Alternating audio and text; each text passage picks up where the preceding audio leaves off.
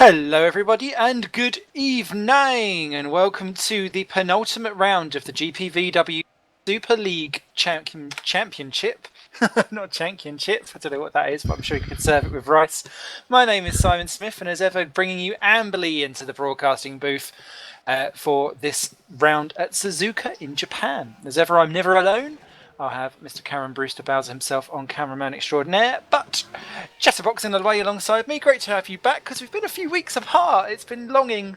It's Matthew Churgwin. How you doing, mate? I'm very well. Looking forward to, well, it always is a good race here at Suzuka. Hopefully going to have some great action over the 53 laps that we're calling in just a few minutes. Definitely, indeed. You can get in touch with us using the hashtag GPVWC on Twitter, as Calvin Hermsey has already done so on the old Twitter feed to say R16's officially pace cars yet. Not far off, mate, not far off. But more importantly, on the old Championship edition, this is one where our current leader, David Fiduk for CSG, could potentially take the crown here today against his main rival, and only rival left, Lewis Redshaw. So what do we think on that? Well, it's as with all things, championships are games of consistency, and Fiduk has not been off the podium all year to date. Hopefully, Curse the commentator won't come into that. But unfortunately, Lewis, he's had a few non-podium finishes, and the margins are so fine here at the top tier that it's that difference which has built up this 42-point gap between Redshaw and Fiduk. And, well, I don't think you'd bet against Fiduk not being on the podium this time round. So, for me, I think Fiduk will be coming home on the podium. If it'll be enough, though, to seal everything up here today, I'm not so sure. Well, we'll soon find out, and that's what you're staying in tuned for. We're just in a warm-up session at the moment before we move through to the race, and we'll take you through the grid for this 53-lap Grand Prix. And, of course, Suzuka very much in the news over the last week or so of the accident of Jules Bianchi, and you've noticed throughout the week, actually, there's been some really nice tributes on the cars for Forza Jules and other things like Keep Fighting Jules and so on. So, as ever, our thoughts go out to you, and also to Andrea de Cesaris as well, who sadly lost his life on the same day. And so, although we will be laughing and joking, we'll be thinking of you guys, of course, and my ceremonial is for you, raising Masida. That's how classy I am. So cheers, everyone, and let's hope for a nice and simple return to life again in Sochi. So here, and I must admit, when I was thinking about doing the Formula Challenge commentary, I was quite unsure about how to play it. But you want to know something? Everyone in the league this week has been so good in sending their thoughts and whatnot, and I'm sure the race we'll have here tonight will be a good thing to have to obviously send our thoughts in perhaps the way that we all love to watch these things happen. We love to compete, and we've got a field of drivers here at the very top tier here at GPVWC, and we're all here to do what we love to do. And I think Jules and Andreas, they would like to see that as well. So hopefully we'll be able to give them some good action here tonight. Definitely indeed. And Suzuka, having flopped my way around it in Formula Challenged, although it wasn't going too badly, but the pain points for me, and I've seen it, the same pain points for everyone else. Gegner 1, Gegner 2. Always a What's challenge. so difficult about those corners, Matt? What you want? So this sector is all high speed, or this whole course, I should say, is all high speed. And sector 1 is just constant corners, like a roller coaster. And all of a sudden, you get a little breather as you go through turn 7, which is Dunlop, and then you've got these two Degners, which look so deceptively simple. If you get it wrong, you're going in a gravel trap, and there's a wall not too far away. So I've already seen a few drivers in qualifying and free practice make a mistake here or there, just running out onto one of those anti-cuts. And, well, in these cars with such high downforce, that will be your race run. So consistency, definitely the key, and perhaps just backing off a bit, almost not pushing it to the utter limit, will ensure getting home to the flag to take some points. Strategy-wise, there's going to be some splits potentially between the option and the prime tyres, and of course we're starting the race at 3 PM in game time, so in keep with the real world, and that does mean that the track light is slightly dimmer, And then potentially the track conditions will be slightly cooler as well. As Lucas Euler then on pole position leads us away from David Fidek for CSG on the front row. Those two were a second clear of everyone else, and they're on the option tyres, along with Nick Rowland in third place in the second of the Midnights, and Gergo Boldi in fourth for Hawkeye, and he's our top starter on the prime tyres. So interesting change of strategy there for Mr. Boldi. Fifth is Augustin Canapino in the Nord Zone. Great to see Augustin doing so well, because he's been down towards the back end of the top 10 so often this year. Lewis Redshaw, an uncharacteristic 6th for CSG, but he only got one flying lap at qualifying, despite completing 9 laps in total. Sven de Vries is in 7th in the second of the Hawkeyes, ahead of Ruud Heesterbeek in the Nizo. In 8th, Mikhail Tumala's 9th for Green Stripes Racing, and Tom Vandervoort is in 10th for Nizo, ahead of the Red Archer of Davidus Missilis. Joltainen is back in the Woods car, in 12th place, and that's the highest we've seen a Woods car for a very long time, so well done Jarl, doing some miracles there. And rounding out the top half of the grid is Tommy Hagen for Red Archer VRT. Then we have, following on in P14, we have Morten Wernersen for Vodball. Good qualifying there for the Vodball drive. I think that's the first one of Vodballs here tonight. Then we have Toby Davis for Norton down to 15th. We haven't seen him down there too often, so I'm sure he'll be one making his way through the pack.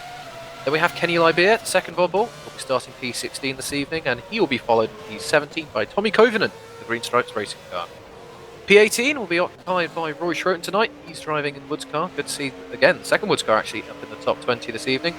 Then we have the first of the Phoenix F1 cars driven by Kieran Ryan starting in P19. Then we have Philip Pushka, who will be racing for ST tonight. He starts P20.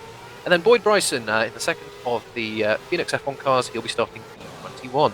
Then we have 2x2, both Torrents, both targets. We have Petter Kassa and Adam Rouse for Torrent, starting P22-23. We have Sandeep Choda making his debut, I believe, here in Superleague. Congratulations, Sandeep. Welcome. He's in the target car, and he'll be starting P25, with Mingdulas Klumbus and the second target car starting P25. Our final starter this evening is Calvin Hermser for ST, and he'll be starting P26 on the road, and he rounds out the grid this evening. Just the two cars they're missing entirely, which is an entire team. Of course, this is the last day for you to submit your entries to get that 14th place on the grid, and everyone else having to resubmit their applications as well as the last cars get into place. A quick downhill start. The cars do like to roll here, and make sure that you keep that car steady. No traction control for these guys. On come the lights then. 2 lights, 3 lights, 4 and the 5, and when they go out the sun will be rising down under for Suzuka. Off we go for Roland, off to a better start than Fidek. Oh! Redshaw spun it! He spun it straight off the line. What a move! That was not good at all. As they come flying down into the first couple of corners, someone else is off wide, but they've made it through. But Lewis Redshaw, and he's lost his Freya. He's out! He's out! If they're not starting, we already have potentially a championship deciding factor right off the line here at Suzuka. You couldn't ask for more dramatic action than that. Absolutely not. We've seen it in the past where cars have collected each other in championship races here into turn 1, but never before getting across the, or even to the end of the pit lane. I didn't quite catch what happened there. It looks like massive bog down or something. And Lewis, yeah, he just couldn't catch the car there. And of course, with so many cars in close proximity, you're bound to get hit by someone, and I think that was the case there. So huge championship ramifications there. All Fardock needs to do is score 17 points tonight, and the title is his. So he just needs to finish now a minimum of second. The championship is sewn up. And, well, he currently lies in P2 as we're just exiting Spoon for the first time. And he is going to be trying to chase down Lucas Euler. The gap between those two, 0.8 of a second. It's been absolutely cracking stuff going on behind, as it's Euler then leading as they come down into the old Casino Triangle from Fidek. Then it's Canapino into third, just getting past Roland there out of 130R. Beautiful move. Then it's Easterbeek ahead of the two Hawkeyes. Boldy lost out to Sven de Vries. Those two have already swapped positions twice as well, and that will continue all the way down the straight. Look at that. Boldy goes one side, de Vries goes the other for 5, 6, 7. 3 wide potentially down into the chicane, and that was a beautiful move by the Hawkeyes. Could de Vries get his teammate too? Yes, he can! What an amazing piece of driving from Sven de Vries up from 7 to 5. Behind them it's Joltainen. Vandervoort's just got round Sumala, and then it's Toby Davis just passing for 11th place past Davidus Missilis, who then gets back through again. Davis's car looking very leery into some of these corners. Then it's Hagen, Vernonson, and Beer rounding out your point scorers. Everyone else got round turn one, lap one quite happily, but Redshaw definitely out. Absolutely, some formation flying there. Bit of an intake of breath, I'm sure, for all at Hawkeye Racing, watching those two go wheel to wheel, but lovely move there by Sven to get up to P5. Yeah, you can't have too many better overtakes than that, and it was well executed, good room left by all parties, and clearly those Hawkeyes just either got a bit more horsepower in the back of that machine or a little less wing, made that look almost easy on the Nijo car. But we've seen Ruud and, to be fair, Tom van der Voort and Nijo, they've been able to get some good points finishes by running nice and consistently. So we'll have to keep an eye on those. But Sven de Vries now, I know he's had a good move from 7th to 5th. He's having a look for P4 up into 130. Just about enough space. A little wiggle from both as they went through there. Can he do anything on the brakes? Oh, Baldy very late on the brakes, getting it all locked up. He's our top prime compound runner at the moment, and he's lost a place to Easterbeek through that mistake. So all swapped round now for Hawkeye, as De Vries is now up the inside of Nick Rowland, and he takes 4th place down into turn 1. Lovely stuff. Sven feeling very racely here in the early stages. We're only in lap 3. He's already made some good progress. Baldy got past Easterbeek as well for 6 and 7. Sumala got past Tynanen, who went wide at 130R for 9 and 10. And Tom van der Voort had already got past him at the hairpin earlier that lap. Elsewhere, Boyd Bryson got past Adam Rouse for the back positions of the grid as well. So all kicking off here to play, and back up fronts for 6, 7, 8. Easterbeek and van der Voort there. Van der Voort looking quite feisty against his teammate. Not often that we see those two nose to tail. They're going for it, and Rowland, quite frankly, on the back of Sven de Vries as well for 3rd and 4th, and it's interesting to see, for 4th and 5th, interesting to see how that all continues on.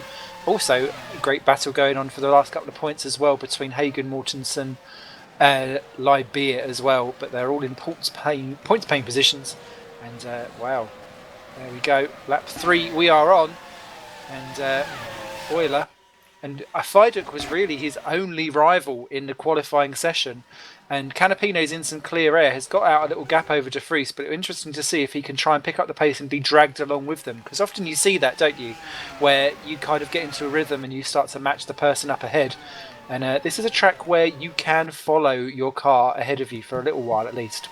Exactly. Sector 1 is a little tricky, of course, with all the changes in direction. So a little bit of dirty air can really hurt your tyres, because they've just got to work that a little bit harder. But Suzuka, it is just a constant roller coaster. If you can just get a few laps of running where you can just focus on your braking points, your turning points, your power application points, you can really get into that rhythm and do some really quick times. And, well, we've seen Euler. He's already pulled out a nice 1.2 second gap. Vidok is just managing the gap back to Canapino. And, well, he's got a 2 second gap now back to Sven de Vries. So, really, I think the fight here between De Vries and Rowland is going to be the one to watch. If they continue to scrap, it's just going to let our top 3 get further away. Roy Schroten took over Philip Pushka down into turn 1 at the start of lap 4 for 18th and 19th position. So that Woods car slowly getting back up the order. That's great to see an ST in a top 20. Mindegas Columbus nearly lost out to Betakaza for going wrong at one of the corners as well, but he's kept it vaguely scooped up. And the other swap of position was Tommy Kovanen got past Kieran Ryan for 16th and 17th places as well. So all changing towards the back end as they sort themselves out from what was a bit of a mixed up start. Also interesting to see Gergo Baldi on the prime tyres, still hassling the back of Nick Rowland. Not getting away, and there he's going straight for it. Big lock up, that's too late on the brakes, and my goodness me. You'd have to put on a nautical suit if you're going to go that deep into the corner, mate. Yep. Back on out again. Yeah, we've seen him do that twice now. Just well, either too much brake pressure or just not on the brakes soon enough, and hoping that the car will stop. And not going to overtake well doing that. But one overtake which was very well executed on the last lap, actually, was Tom van der Voort. Lovely move on his teammate Ruud Heasterbeek. So those two have swapped round now. But both Nijo still well inside the top 10, which is good stuff to see. Although Mikel Toomala in the Green Stripes car is now catching. So perhaps that was actually a bit more of a tactical move. Try and let Van der Voort run away a bit, and see if he can perhaps just get a bit of a gap going. But we've got Roland and De Vries. I think De Vries actually had a moment going through Degner 2. Certainly lost a load of time. Oh no, he went through Degner 1 and he got it all wrong. Went sliding off the wrong way. He was able to catch it, thankfully, and recovered onto the tarmac, onto the track for Degner 2. But Baldy and Roland benefiting there, gaining some places back. So Reese has got all that to do again. That's a shame. That's undone some of the work that he's already put in beforehand, although it was quite spectacular last time, so I don't mind watching all that again. I know it's only a battle for the last couple of positions, but 22nd, 23rd and 24th were going 3 abreast round some of the corners in Sector 1, which is almost unheard of, actually, so I was quite impressed with that. Boyson, Choda and Rouse, they've split out a little bit now, but that was definitely worthwhile watching if you ever grab a replay at some point, or download the server replay, at some point in the future. Other changes of position, both the Vodballs have displaced Tommy Hagen, and Hagen in 15th place is now side by side with Bernardson, going across the line to complete lap 5 and start lap 6. He's got the straight line speed on the exit from the corner, but Vernonson's Vodball has actually got better top end speed, and they go bashing each other around turn 1 and 2. You're not supposed to use your wheels in a tactical combat battle. But yeah, if there's any more rubbing like that, I think my nipple would ejaculate some lactatable acid across the face of my competitor and maybe cause an issue, so they might want to calm that one down slightly. Well, there still leads though from Fidoc, Canapino, Baldy and Roland. Yeah, I've just been keeping an eye on Canapino. He's got the gap down between himself and Fidoc to just about a second now. So clearly that Norgen is really working very well at the hands of Canapino. And he's going to definitely be putting some pressure on Fidoc before long. So going to have to keep an eye on it. Fidoc's got... Ooh! De Vries past Roland into Spoony. Ooh. That is definitely Big Spoon versus Little Spoon. Sorry to dive in on you there. But yes, De Vries, another stonking move. I tell you what, his text driving is on fire, essentially, around some of these corners. Beautiful one front 30R. Next up is his teammate, and technically on worse tyres, so that could be an interesting one for when that is ready. Tommy Hagen is also repassing Kenny Lybeer for 13th and 14th, round 130R. That's brave stuff. Vodball and Red Archer squabble will run and run and run, both deep into the casino triangle, as I still call it. Lybeer may get the exit on that. That final corner, so deceptive. It is, and also it's the gradient as well. I've found that you think, this is just an easy, gentle right. No, it tightens up quite a lot, so you really have to be on your toes. On your toes was what Tommy Hagen had to do down into turn 1. Down to 14th, Lybeer got through, but Vernonson quite fancied.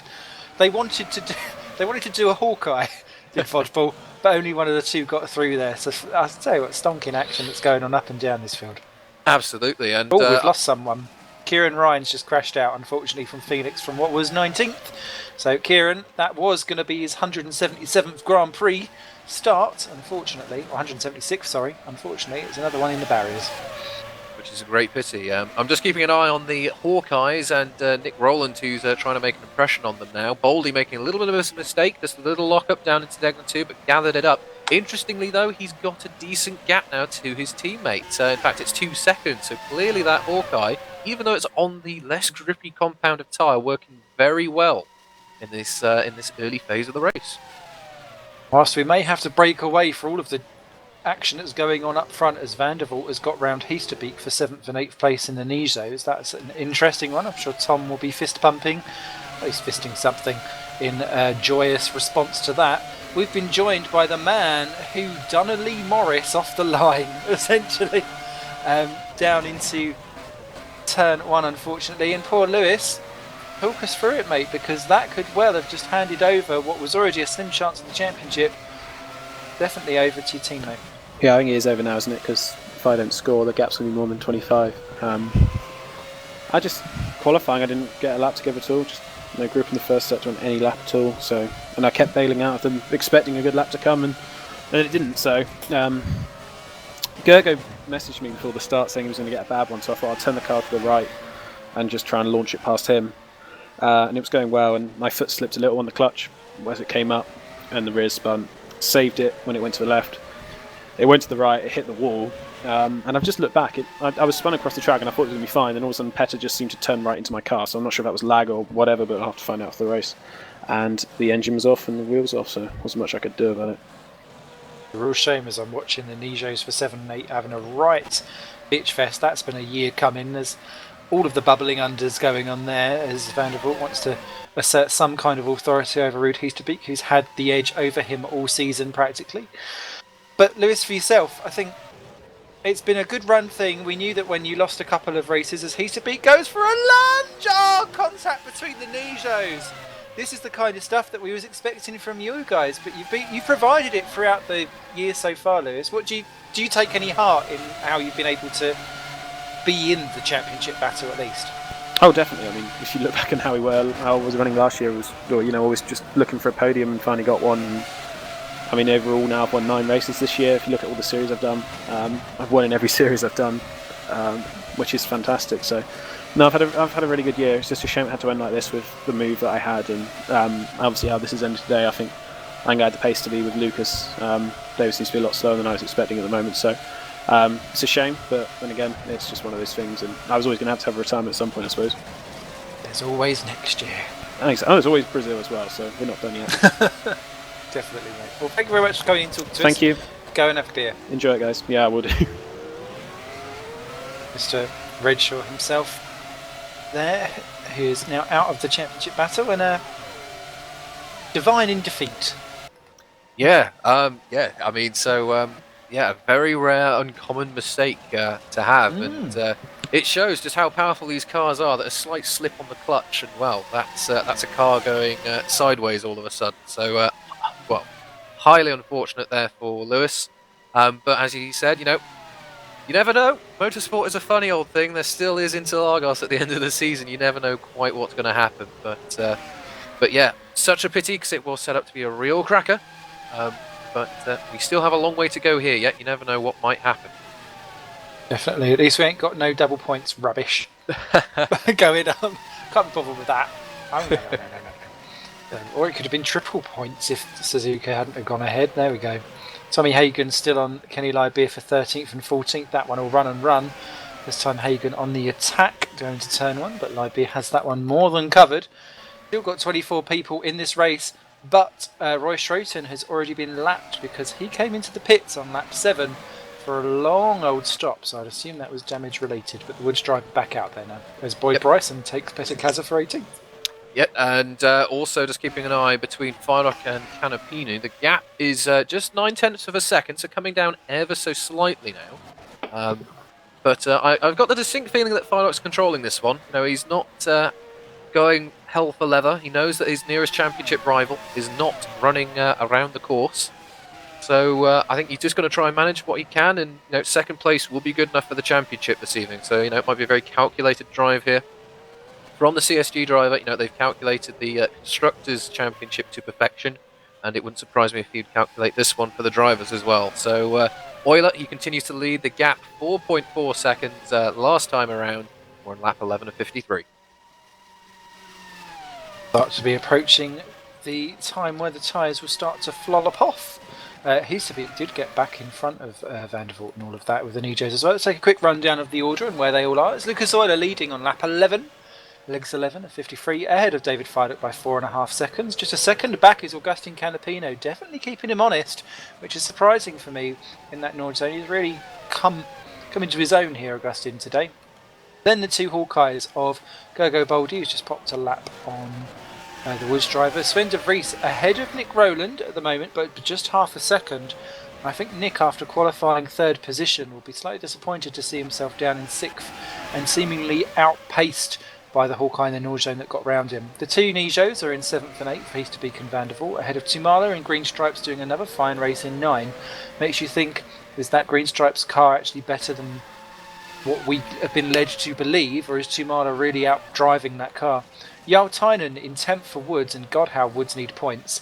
Missilis is an 11th for Red Archer. Toby Davis, an anonymous 12th at the moment in the Nord zone. It's not come together for him at all.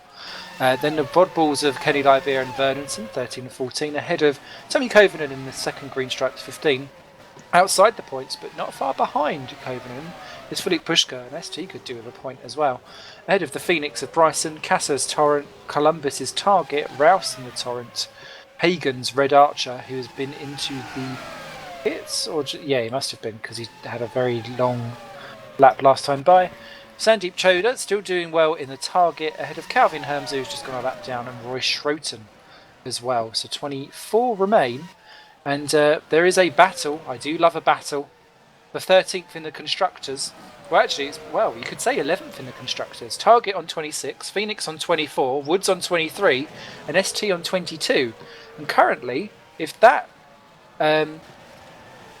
Woods car of Yaltainen stays in that top 10, that could leapfrog them up several positions in that constructors championship. It's always the way, isn't it? Towards the end of a championship, you just get that good lucky result, and you can really do yourself and your team a huge favour, just coming a few places higher, and that's a significant amount of money at the end of the season to help develop next year's car. Now, yes, cameraman extraordinaire just informing us of a pit stop. I was watching it. Gaston Canapino has blinked from 3rd place, and he's gone to the prime tyre. So evidently that option was getting a little worse for wear. He's come in, he's put that prime tyre on, and he's got himself actually a pretty decent amount of air. He's got cars ahead of him, which he will be racing. But I think he's done that quite well. He's not dropped himself into any lap traffic or anything that he's going to have to contend with immediately. And we'll have to see what pace he can do on this prime tyre. And we'll have to see if anyone else blinks to try and avoid a potential undercut. So it's going to be interesting to see. We're just hearing that Sven de Vries for Hawkeye is now pitting in as well. So another car starting on that option tyre. And is finding it's getting a little worse for wear as he pits in. What does he swap to? Looks like he's staying with the option tyre for a second stint. So he'll drop down the order a bit, and Canapino will be passing him. And yes, indeed he does, as I think that may be Van der Voort in the pit lane as well, just behind him. It is, and Missilis too. Yep, all coming in. Van der Voort coming in for the primes, and so is Missilis. So, as we were saying before, Simon, a split of strategy at the moment with the tyres could play out quite nicely for the end of the race. Do you have a particular preference in how you do your tyres? Do you like to try and get the faster tyre out of the way straight away, or do you try and wait for it so that you've got lesser fuel potentially towards the end, or the track's more rubbered in? If you can always make the theoretical slower tyre faster, that's always a useful thing to have. And if you find that if you can make that prime either just as quick or maybe a few tenths quicker, or slower, than the option, I'd definitely try and actually get the prime compound, the less sticky one out the way first, because obviously you've got these cars, although they're very light by definition, with fuel, they're a very heavy and different beast to drive. And if you can get that super light car with some very sticky option and tyres on at the end of the race, and others perhaps are on the inverse strategy, you could make some serious inroads towards the end of a race. And personally, yeah, if you can make that prime work, absolutely use it. We saw that at Austin, actually. Those who started on the prime really made inroads during the race. So, I mean, it also depends on conditions like track temperature and weather and all these other factors you have to bear in mind. But that's my de facto go-to. If you can make the slow tyre quick, let's do that. Toby Davis and Kenny Lybeer side by side for 8th and 9th. They were side by side through 130R. Lybeer absolutely going for it on the primes versus Davis on the options. Davis goes to the inside to try and defend for turn 1 as they pass the Woods of Yaltainen that's in the pits. Will Davis run out wide and Lybeer go up the inside? No, they won't. That one continues on, but this needs to be resolved for Sven de Vries to basically capitalise on doing an undercut, because now he's caught. Excuse me. Goodness me, it was like I was possessed by the devil for a second there. But now, poor de Vries is stuck behind, and the more these two battle, the more he's going to get stuck behind. He's going to either need to do a decisive move into the evil Degner curves, or, you can see, he got chopped off there by Kenny. No one wanted to kill him, but it means that down into places like the hairpin or spoon or one. Oh, Lybeer in on Davis. Schroeton, they're getting well out of the way for being lapped. This is just holding up Sven, and this pushes him into the arms of the drivers behind, and this will benefit people like Boldy, who are just flying away on their own. Absolutely, yeah, and actually save of the day so far for me is Davis. Oh, Davis! Wide at Spoon. Tricky corner Spoon. It looks pretty, again, like most of the corners here. Deceptive. Just turn in and turn in again. No. You've got to make sure you carry the momentum, or else you're going to be left high and dry along this back straight. But anyway, no, Boldy. Save of the day from him just a moment ago, going through Degner 1. Car sideways, completely out of shape, and somehow he gathered it all together and kept it on the road for Degner 2. So good work there. Clearly, perhaps the prime tyre is feeling a little worse for wear. So good save from him. And it's now going to be interesting now that Sven de Vries, he's got by Lybeer through that final sector, got a good run out of Spoon there, and was able to effect the pass. He's got some clear air again now. His next target up the road is Canapino, also on, who is on the prime. And De Vries, he's on that new option with some clear air. What can he do? Because that is effectively him chasing down third place once everyone's pitted in. So the option is very much his now. Canapino's off. He's in the barriers, 6th position. It's with Calvin Hermsey. I think they've both gone off together there. But Canapino, I was just about to say, he's got all of this massive advantage. But yes, stacked it off at Degner 1. Done exactly what I did, except I'd lost a wing. But that car, I don't think will be pointing quite in the right direction now. No, absolutely not. And just a subtle, very, very light tap. Almost on that inside curve, just unsettled it. And, well, I have to open up that steering wheel to try and get the car to bounce again. But unfortunately, there's no runoff here. That's all gravel trap for you. And, well... Oiler's in. As Euler pits, Canapino is still Baldy running round. But that car is definitely going to be worse for wear.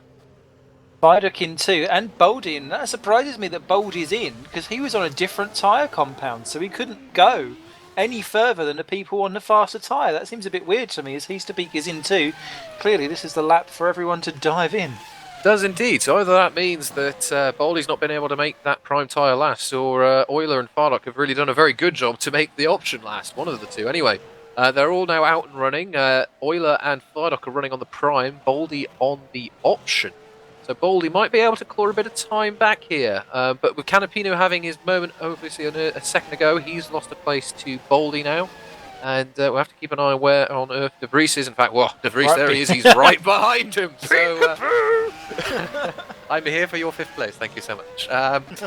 But yes, fair play to Augustin, he didn't pit in, he evidently feels that car is drivable, and well, that looked like a fairly heavy old hit. Yeah, indeed. They build them Norwegian strong. They come from the north, that's why. Interestingly, neither Vodball have pitted yet, and you've got one on the prime and one on the option there. So Liberia and Bernardson making that work for them currently at the moment. We'll see how that affects them throughout the strategy itself. It's nice to see them peaking further up as Schroten takes Hermsey for the last position, both a lap down. As Roland, who's currently leading, quick frame that one for your mum, Mr. Roly Poles. He now pops in from the lead and will drop behind Euler and Viaduct and Baldy, I'd imagine. But it will be a net gain for him with Canapino and De Vries. Yep. De Vries has just... well, I was just about to say, De Vries has just affected that pass on Canapino down into 130R, and then, goodness gracious me, all up in the braking zone. All sorts of wiggles around there from that Nordchen, but... there you go, De Vries has got past Canapino. That will be 3rd place for De Vries once everything's sort of sorted itself out, I believe. No, actually, everyone's gone in for their pit stop, so ignore me completely. It's Baldy who's the beneficiary from all this. He's been able to make that prime work, just avoid a bit of traffic. He's now on that option, and he's the only driver in the top 4 at the moment on that option compound. So Baldy may be the one to watch on this stint. He's only a second, actually, behind Fidock. How interesting. So, ooh. Yeah, that's going to shake things up a bit. Euler leads with a 6.5 second gap, but the gap between Baldy and Fidock is 1.3. Vandervoort off at Dunlop. He's lost a place to Mikhail Tsumala, rejoined in 10th place. Looks like he's got all his wings intact. It was like a trip through the gravel more than an actual spin and smack of a barrier or anything like that. That's a shame there for Tom, because he's trying to keep up with his teammate. Didn't work. Redham Rouse in the pits. And just leaving it with Columbus, and they're having a drag race out of the pit lane exit in 20th, but Rouse gets that one. Interesting. Sorry, I could have sworn I just saw a Norton going off at Degner 1, but I think that was Davis.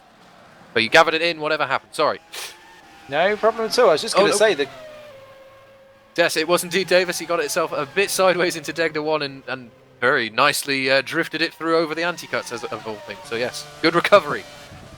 Something's going right for poor old Toby. I was going to say the guy in front of him, Philip Pushka, is the last guy to pit in the ST, and he is on the primes. Sorry, apart from Liberia. Those two are the last two to pit. They are on the primes, and they're dragging the car quite away. Liberia's in this time round. If Philip Pushka can kind of keep going another one again, that's done, which he is doing. That's dragged that ST currently into a points-paying position. That may well prove good for him later on. Absolutely. It really is fascinating this evening. The strategies are very varied. As we now got Wernerson and Hagen. This for P15-16. I was going to mention that Wernerson had pitted in for Vodball onto the prime tower. He's now got Hagen all over the back of him. She's going to have to contend with. cheeky little poke back into the slipstream, perhaps from Hagen, trying to make Wernerson think, oh, well, that defense done. But and a little cheeky peek, but nothing through turn 1 that time around. I'll have a cheeky poke. Oh, you gotta love it. Who is that? That is... Oh, Timana's gone off at Degner 2 and lost out 2 places to Tynan and Missilus. So Degner 2 is starting to rear its ugly head. And Jones Kirk was just tweeting earlier on that over half the drivers in last night's Super Cup race visited Degner 2's gravel at some point. I wonder if we're on for a similar feat here. I visited it a few times myself. Oh, and so have I. I think everyone has at some point in their racing career. It's such Part of the track map. It is, and honestly, it's just such a wonderful sequence of corners. It is just one of those which there just isn't really anything like it anywhere else. And then, of course, you've got that heavy stop under the bridge. Of course, this is a figure of 8 track, and it really is just a real change of pace from that first sector, which is just constant corners. Imala did get back past Missilus for 10th and 11th, as Boldy is onto the back of Fiduk for 2nd and 3rd. The 6.8 seconds currently behind Lucas Euler, who is once again showing his class in that Midnight Motorsports car.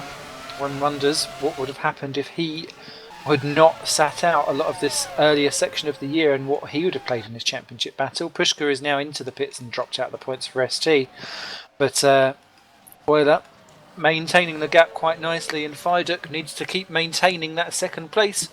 Go Boldy, but something tells me that if Boldy takes a lunge for it, Fiduk will not really play too much of a hardball. No, and Boldy, just a little run onto the dirt through 130 yard. Goodness me, you couldn't get much closer than that as Boldy up the inside.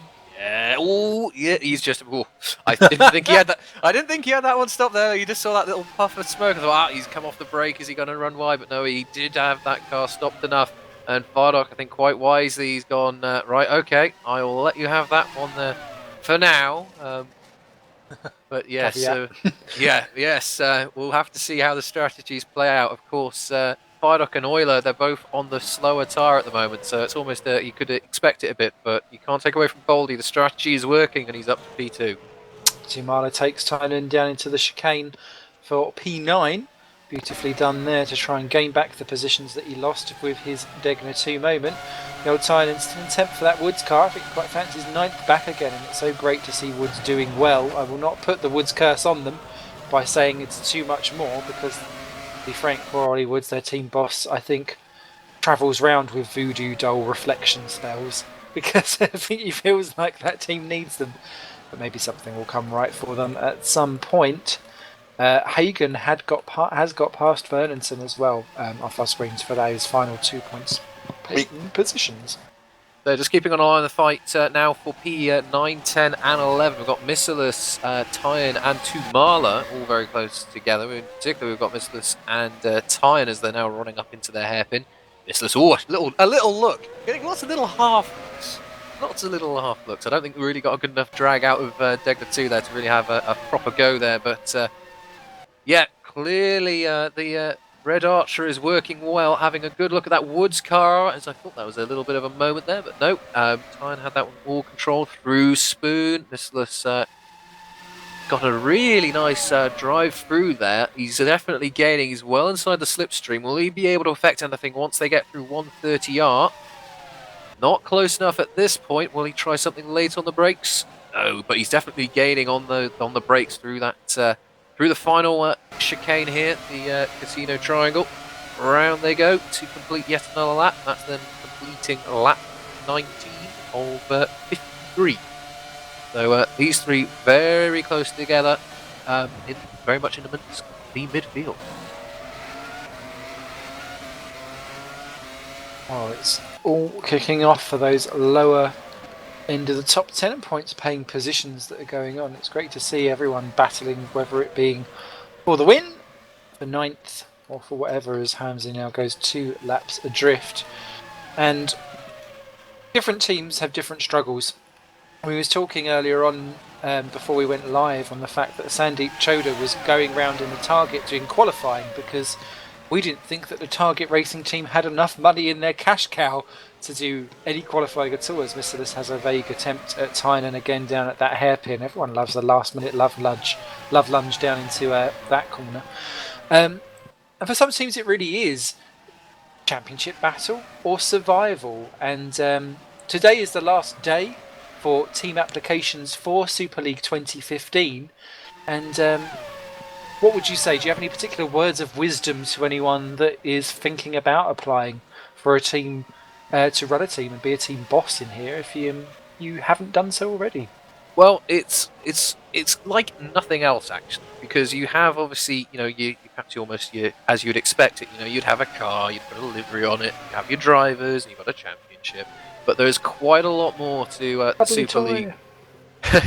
There's quite a lot more to the Super League than meets the eye. You've got to manage your fuel and what it costs you. You've got to manage your tyres and your wings, and if you drop a wing, that's a couple of £100,000 that all of a sudden you've got to spit out from your coffers. So it really is about managing your money and making sure that you don't have any unexpected, heavy costs. If you have a particularly heavy shunt, as in fact I remember Matt Richards having in the Kerno back at the Circuit of the Americas, where he flipped the car a few times through no fault of his own, really.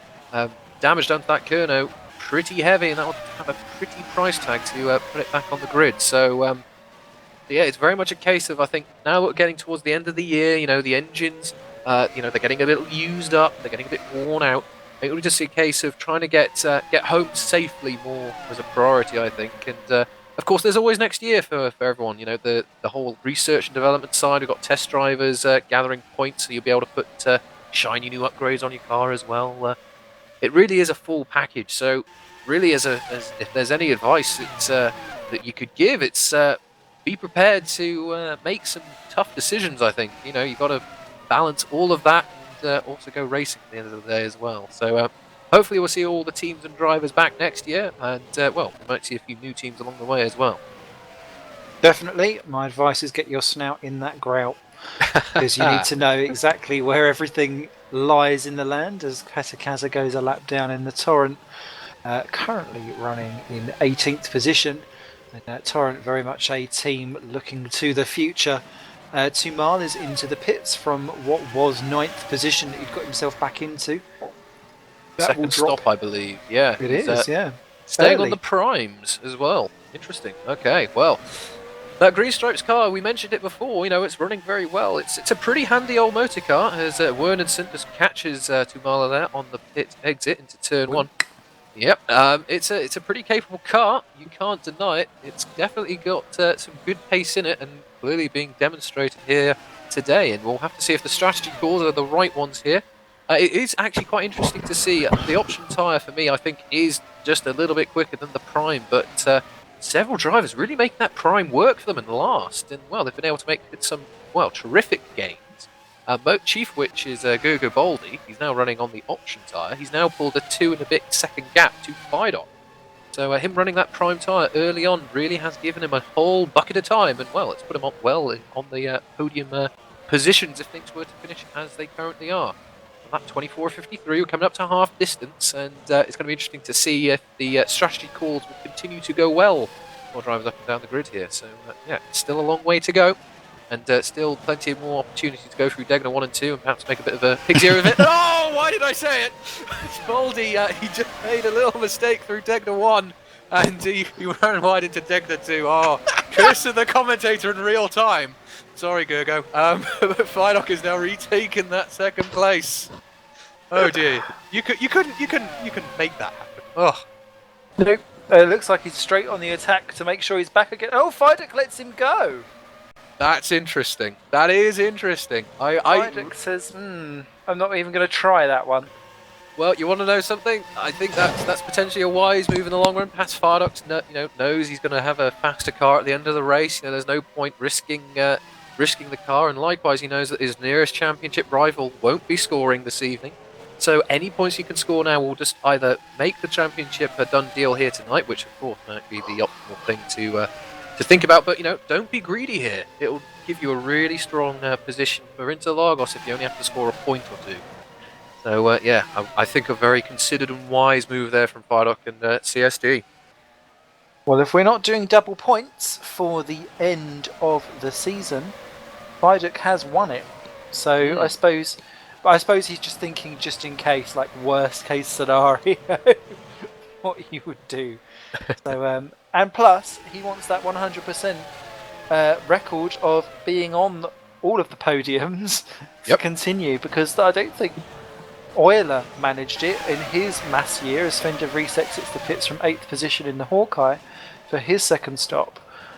So it really would be a marked achievement that someone was able to have that kind of reliability, not just in themselves but in their equipment, in just the general technology that we all race and love and worship, and not knowing what the future will hold for GPVWC for 2015. We'll announce that all on GPVWC Day, as far as I know. It's a nice testament to everything that we do that someone is able to have that kind of consistency, that kind of level of dedication, and reap the benefits and the results. Absolutely. Consistency is the key. It's the cornerstone of any championship. And, well, so far, and I'm not going to say too much more given what's just happened, David has had that. So yes, he is still driving in 3rd place. That is what is currently occurring. So just smacking up onto the half distance on the end of this lap, so Euler's leading the way from Baldy, Fiduk, Roland and Canapino's into the pits from 5th position. He's not been able to get past Roland at all as he tries to recover from his previous piggy ball ears. Canapino and Vandervoort follow behind. Vandervoort again closing down Hoosterbeek slightly, but he'll be ruining that error earlier on. Then it's de Vries, Tynan and Misselis your top 10, and Tynan still ahead of Misselis. Those two have been nose to tail most of the race. Libeer is ahead of Davis after their earlier squabble. Vernonson has got to Marla, who's just pitted behind him. Pushka's up into the final points paying position in the ST because Hagen, has he pitted? Yes, he had a 22 second slower stop lap on lap 22, so he must have pitted then. So again, early for Hagen, and he'll be up there with Vernonson battling for those last couple of points, but if he can't do it, ST will quite happily rummage through that one. Great to see both targets, both Torrents and both STs still running, because that doesn't happen very often. Yep, absolutely. Canapino just coming out of the pit lane there. Interestingly, we only have one driver who's done 2 pit stops inside the top 10. Well, that might be 2 now if Baldy's pitting in, but Sven de Vries in that Hawkeye, he's pitted twice, and he's only 45 seconds off the lead in 7th place. So keep an eye on him. He's now running on the prime tyre, as in fact everyone is in the top 7. So there you go. Baldy now leaves the pits. He's on the prime tyre now, and as Roland now assumes the 4th or 3rd place position, I think it's going to be up to him to try and bridge the gap and see if he can take that 3rd place. They were getting ever so slightly closer as Baldy pitted. So here we go, half distance. We'll start to see how the strategies are playing out, how that they will ultimately influence the final race result. Do love that, as Tynan and Misselis are in together, not content with battling each other out on track. Let's battle Woods versus Red Archer in the old pit stopperoo window, and Misselis is better and he's jumped him in the pits. Well, Red Archer clearly have spent a whole load on their pits. Toby Davis will get the pair, but he's yet to pit himself, and Jarl's got it all to do once again. And don't be disheartened on what is a very, very young career in your Super League thing. And just to read out a quick tweet from Ben Willis, he says he's been on the edge of his seat. Super League never fails to disappoint, and we agree with you, mate. Absolutely. And that was just about a shout out, as we've heard from cameraman extraordinaire this evening, as Koivunen's lost his rear wing down at the hairpin. So drama there for the green stripes car. I was just about to say, yeah, he was. So he's lost a whole chunk of time. So he'll get that recovered, but that's going to be oh dear. Yeah, there you are. So that is how much aerodynamics, ladies and gentlemen, affect these highly tuned Formula cars. I feel like I need to get out my violin and do like a concerto as it goes in slow motion round. Oh dear. So we've just heard from cameraman extraordinaire, Degna 2 has claimed yet another piece of bodywork, and he's now recovering back to the pit lane, but that's a real shame for the green stripes driver. He should be able to recover that, or I do not envy him though, having to go through the 130R without a rear wing. Oh dear! Oh dear! I don't think he's even going to get that far, says Cameraman Extraordinaire, and I agree. That's going to be a pretty repair bill for him. I think he's had enough of that. He's going to go home and have a nice cup of tea. Well, But he won't.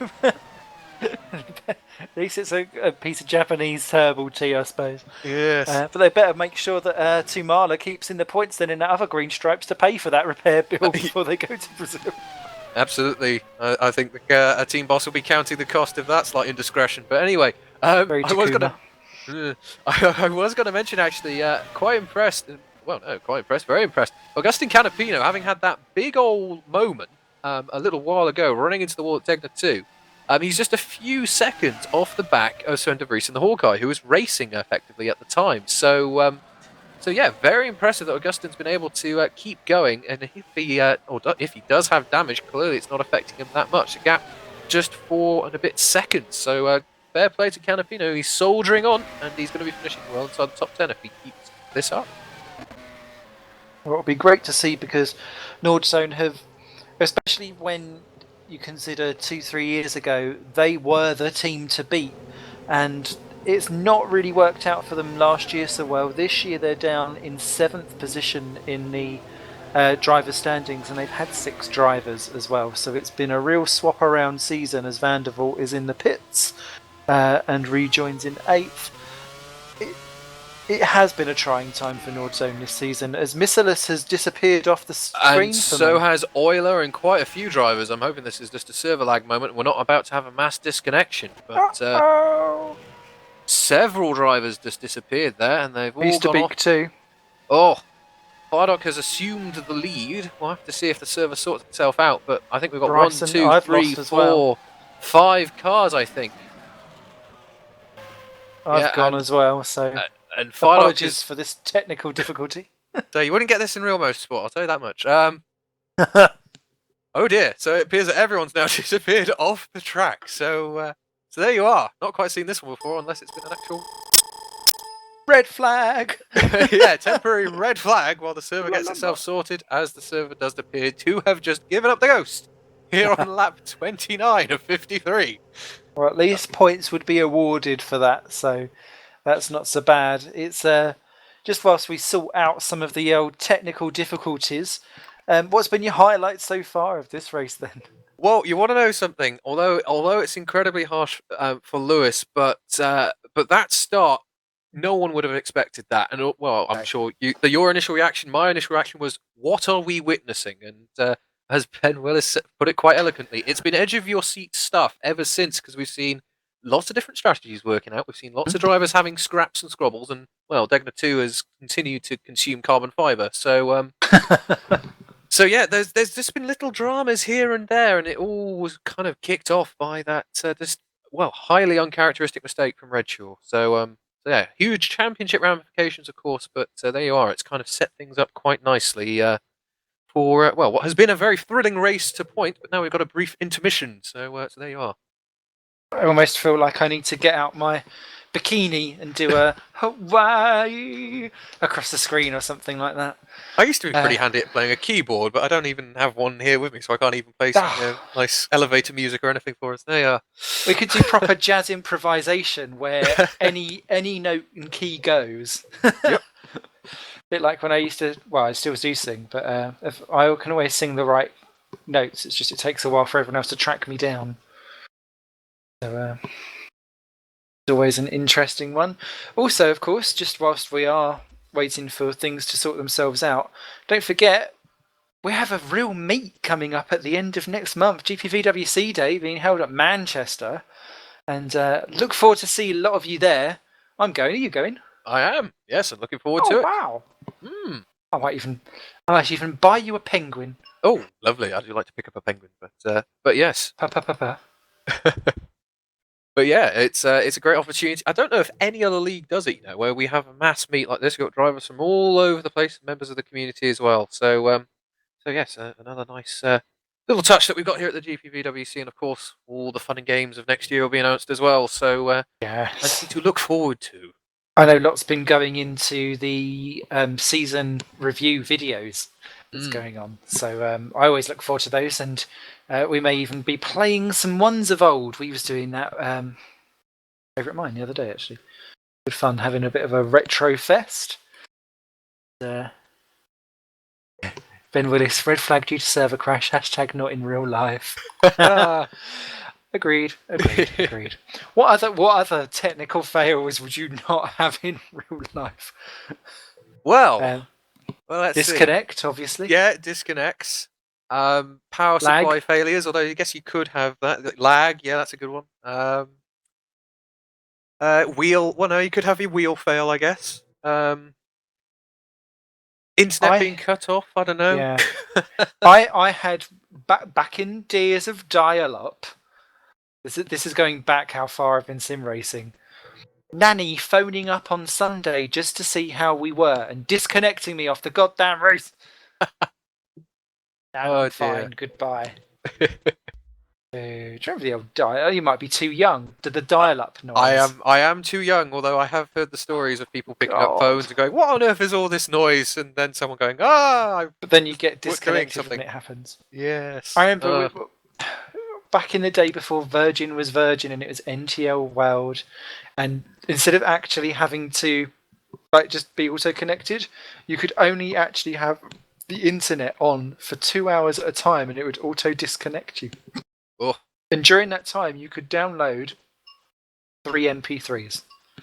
Yep, that was it's amazing though how technology comes on. I mean, so of course we take for granted now that you can have a PC as I've got sat here, and we can run all these fancy sims and oh look, I've got my inside of my tire too hot, so it's going to overpressure and I'm not going to get good enough grip. When 20 years ago we were lucky if we had 20 cars on a screen. They're all low resolution and everything else. It is almost kind of humbling when you get a moment to kind of think, well, it's we've come a long way, and it's funny that you kind of run into these odd occasions where servers die.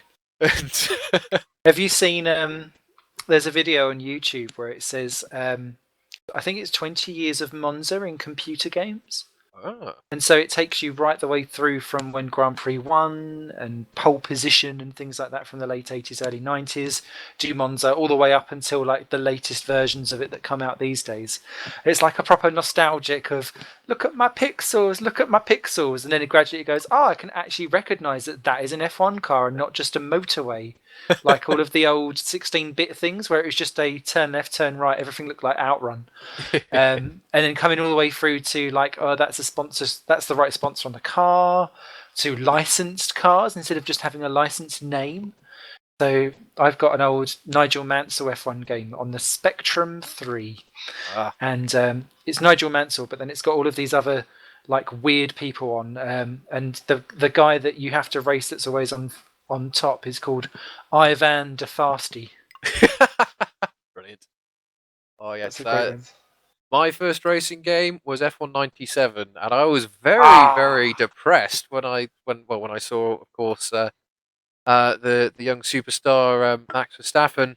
When I realised, hang on, he's younger than this game, and like, oh god. And you may have raced as his dad. Yes. He'd have been in there in the Tyrrell that year, yeah. Yeah, absolutely. And it's funny because, I got that PS1 when I was 6, 7 years old, and I was like, amazing. And reading through all the all the instruction books and everything else, and played everything, of course, all the races and things. Then actual Melbourne came around at the start of the actual season. They were talking about the course in commentary. I was like, yes, that's right, because I've played it on a game. Yes, that straight is long, or yes, that is. Yes, anyway, because they used to use the F1 97 game as the ITV prelude view thing, didn't they? And they'd go around. People like, I've got that game. So, just to take us back from the nostalgia trip, I feel like that could become its own little mini episode. We'll have to do a mini podcast on that or something at some point. We're gonna count.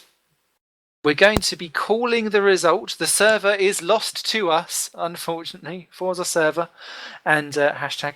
Then what we'll do is roll the results back 1 lap.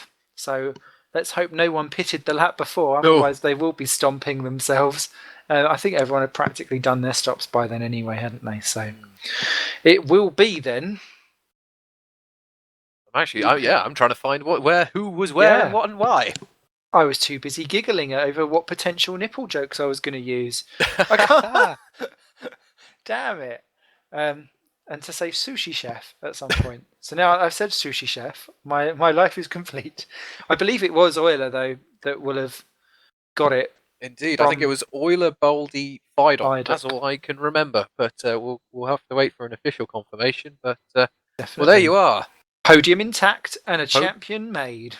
Well. So if my calculations are correct, Fidon, of course, all before penalties and any other some such dramas, he needed 17 from this evening, and third place gives you 16. So yeah, so it's not over, not yet, to quote that particular line. But come on, fat lady, back in the closet. Bitch. Yeah, exactly with you. we have to put you on a plane and get you to Interlagos at this rate. So yeah, it's all still to play for. Yeah, and actually, you never know. The start at Interlagos, of course, you got that mighty old hill. You never know. You might have a slight drama of yourself, and it might be roles reversed. And yeah, you never know. It's all to play for, is what it is. It's all to play for still, which is what we want. Edge of the seat stuff right to the very end. Definitely, and I do love a plaything, and plaything is definitely what we're going to do. We might even do it in a play seat. Who knew? So, apologies for the general confusion. Cameron Brewster just waiting a Colin McKay rally, his first racing game for him. God, I feel so old. Anyway, what we will do is just see whether or not Fidek is going to pop in or not. Doesn't look like he will be. But thank you so much, everyone, for enjoying what was a fantastic race of halves. Literally, half the championship contenders fell off the road. Half the race was completed before the other half of the race fell off the road. And at this rate, I think my half attempt of staying sober throughout this broadcast is now cut short too. There you are. It's a race of two halves, and well, we've had one. Well, I guess we have to have the finale next time out. Yeah, so we'll be back for Interlagos in 2 weeks' time. Of course, don't bother to watch. Do bother to watch. Do bother to watch the ITC on the Monday, because that is where I'm generally let loose, without some dignity left in this broadcast, brought to you by the ever mercurial Matthew Churgwin. Thank you very much for being with us. It's a pleasure as always. Absolutely, my pleasure. And well, it was a cracker of a race until, well, you don't get too many bigger bangs than that. No, someone pulled my cracker and unfortunately left us with a messy ending. Thank you very much to cameraman extraordinaire Cameron Brewster as well for his pixelated delights. My name's Simon Smith, and I look forward to seeing you all next Monday for ITC, and failing that, the Tuesday, Wednesday, Thursday for the final race of 2014. You can't miss it. Bye for now.